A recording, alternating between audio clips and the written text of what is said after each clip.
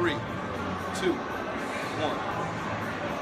Yo, Greg Moore here, along with Cardinals insider Kent Summers. AZ Central Sports. We're here in Philly where the Arizona Cardinals are getting ready to play the Philadelphia Eagles, and there's lots of different storylines to consider today, so let's just get right into them. Our own Bob McManaman wrote a story talking about the Cardinals' run defense versus the Eagles' rushing attack. Why don't you take us through that a bit? Yeah, it's a kind of a different Eagles running attack than we've seen in recent years. Our coach, Doug Peterson, told us Philadelphia really hasn't had a big back like LeGarrette Blount, 250 pounds, wears on people. The last 2 weeks, they rushed for 400 yards in victories. James Betcher, the Cardinals defensive coordinator, said this is a really versatile offense. So they played the first 2 weeks and threw the ball really well. Last 2 weeks they ran. He said the thing is they are capable of doing what they have to do to beat you. The Cardinals, I mean, you know, Greg, they can stop the run, or they've shown they can stop the run for long periods, but can they sustain it for a whole game against these guys? Yeah, no, that's a great point. So as Max said in his story today, the Cardinals have held opponents as a team under 100 yards rushing for 6 straight games, and they haven't allowed a 100-yard rusher for 17 straight games, both representing the longest active streaks in the NFL. So I think Mac hit it right on the head that something's got to give here today, and we're going to have to see how that works. Now, it's raining, right? And we also know that the Cardinals' defense has been a strength of the team.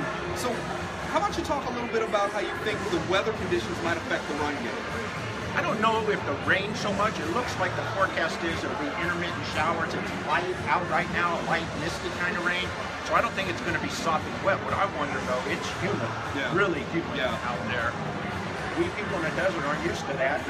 So maybe the Cardinals did what they had to do to stay hydrated the last few days. But LeGarrette Blount, 250 pounds behind a veteran offensive line, will they wear the Cardinals down? Especially if that Cardinals offense can't move the ball and the defense is out there all the time. What will that run defense look like in the third and fourth quarters? That's a great question. And so I've written this week a setup that I think the Cardinals offense is really going to have a lot to show and prove here today.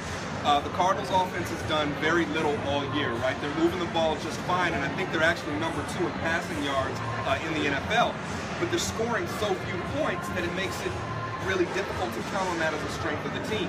We were talking about this earlier. You think that the Cardinals receivers are going to have a distinct advantage against the Eagles secondary. How about you take us through that a bit? Yeah, I think the Eagles secondary is missing now today a Ronald Darby, starting cornerback. It was already young to begin with, especially at the corner spots, the 3 spots, including nickel corner. The Cardinals, as I wrote this week, are as healthy as they've been at receiver. John Brown is almost 100%. J.J. Nelson should be better than he was a week ago. They should be able to get deep and get behind these guys. And the Eagles have given up big plays and big plays for touchdowns. The question is, as every Cardinals fan knows, can they keep number 3 upright long enough to pass the ball and throw it long? I've actually got a couple of thoughts about how they might do that, right? As I've written, the Cardinals want to focus on the run game. At least that's what they're saying, right? You always have to take with a grain of salt because teams are only going to give you so much. They're saying that they want to run the ball. I think that running the ball actually is an effective way to improve the run game, even if it's a weakness, right? John Madden used to talk about this. He used to say that offensive linemen are always backing up and they're always having to catch and react and defend the most athletic guys on the other side. It's really hard to do. What's easier to do is attack and be aggressive and just go straight forward. So if they simplify the game a bit and say, hey, yo, we're going to establish the run and we're not going to go away from it. Even if we have a couple of negative plays early, we're just going to run the ball. I think that will give the offensive linemen some push, some confidence, and perhaps just take some of that pressure off the Palmer, and then maybe open up play action and then maybe open the deep passing game. I think running the ball is going to be key. What else do you see? I agree with you, and I think Bruce Arians hinted at that this week. I mean, he admitted, I've gotten away from the run too soon in games. He goes, it's in me. I see a few negative runs, and I abandoned it. And I think this is also the danger of a head coach calling plays. Yes. There's nobody on the staff that says, hey, run the ball. Yes. Head coach calls plays. You suggest things, maybe if he's in the right mood. That's right.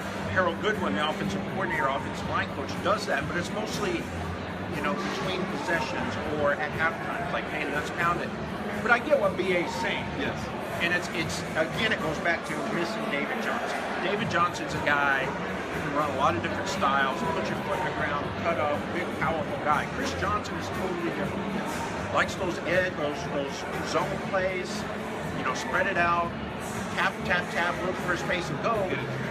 Defensive lines are getting too much pressure against this offensive line, and all of a sudden you're looking at 2nd and 13. It's really hard, but I agree with you. I think we'll see more Andre Ellington today at running back, actually running the ball. I think we'll see some shorter drops, using the pass game as sort of a run game. But we were talking about this too. I mean, you've seen this team play every week. How many tackles do the Cardinals make people miss? I mean, do they break tackles? I've not seen.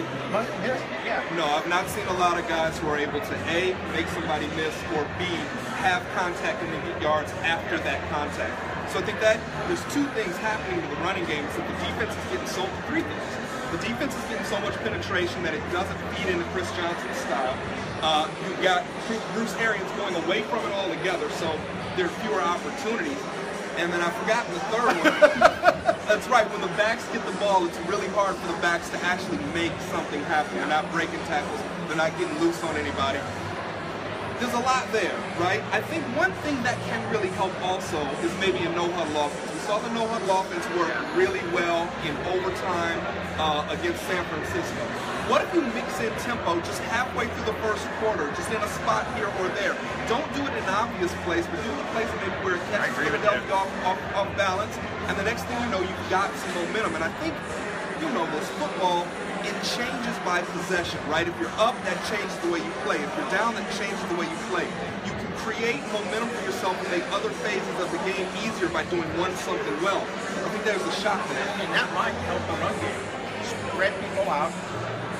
Wear out the defensive line. Go to a hurry up or a no huddle. You can run the ball a little bit better. Let Carson Palmer operate out of this. Cardinal fans saw that a lot when Kurt Warner was a quarterback. For Bruce Arians having a better quarterback than Carson Palmer, they've gone to the no huddle very little over 4+ seasons. They just don't do it. Now, I asked Larry Fitzgerald about this in the locker room. I guess it was on Thursday. I said, Fitz, what are the advantages of going no huddle? And he didn't really answer the question. He instead talked about the experience and the veterans who would be running such a system. We've got a veteran quarterback. We've got receivers who've been 4 or 5 years. So without saying, hey, yeah, we're going to implement that, he's saying we could do that, right? And you know how it is with football, man. Nobody wants to give anything away. I don't know anything that the Eagles don't know, though, right? The Eagles know these guys better than anybody. I think they would be prepared for it, but at the same time, Peterson said, the Eagles coach, Doug Peterson said, when you have a team go no huddle against you, you've got to get vanilla on defense. I think vanilla predictability on defense is an advantage for the offense. Make them predictable. And I'm with you. Do it occasionally. Don't go to it all the time because, as Carson Palmer said, there is a risk with it. Sure. A lot of 3 and outs, quick 3 and outs, boom, your defense is back on the field against an offense that's pretty good. And a young quarterback that's pretty good, especially in situations in Carson Wentz. That's right. Well, listen, I don't know whether we've got any questions. Do you want to try to answer some questions? I don't know if we got any. Let's see. Carlos says the key will be turning Carson Palmer from a punching bag into a weapon. That seems to be, I mean, it doesn't take all X's and O's, breaking it down up on the chalkboard to know. If your quarterback's standing up, you've got a better shot than if he's getting hit. What is it, 16 times? Well, yeah, almost 16 just last week. It's nuts, yeah, right? You can't. He's a walking bruise. Exactly. And the offensive line still has been shuffled around. I guess we've got, John Wetzel playing left tackle? John Wetzel, yeah, that's the news. John Wetzel left tackle. Alex Boone, left guard, is out this game. They were hopeful that he would play. Earl Watford is starting at left guard. The 4th different starting left guard this team's had in 5 games. That's a lot. We've gone from Mikey Cotty, Alex Boone, the rookie last week, Will Holden, and now Earl Watford, who was with the Cardinals past years, but re-signed only last Monday. Right. That's a lot of turnover. And that much turnover makes it really difficult to do anything complex. I would look for Arizona to run a really base offense, which to me says a lot of running the ball, a lot of play action. Offensive coordinator Goodwin said they were going to do, what's their play? 22 double. 22 double and 23 double. Yeah, so what that is designed to do, as I understand it, is give the ball to a running back in a place where it's the running back versus one defender. And if you make that one person miss, you're going to look for a good game. It's basically their bread and butter go-to inside runs. Yeah, and it also and quick hitters. And it helps the offensive line, right? Because they're double teaming as much as possible, right? So let's see if that happens, right? And I think we haven't talked about this, and we don't have time, but also defensively, they've got to play lights out to win today, and that includes getting. I think they've got to get at least 2 turnovers from the field. They have only three all season. Well, I'll say this about the defense. It is the strength of the team, and we've got a lot to watch for. So listen, hit us up. Shoot us a note on Facebook. Shoot us a note on Twitter. Leave comments in the stories. Follow all of our coverage on AZ Central Sports. For AZ Central Sports, I'm Greg Moore, along with Cardinals insider Kent Summers here in Philadelphia for the Cardinals Eagles.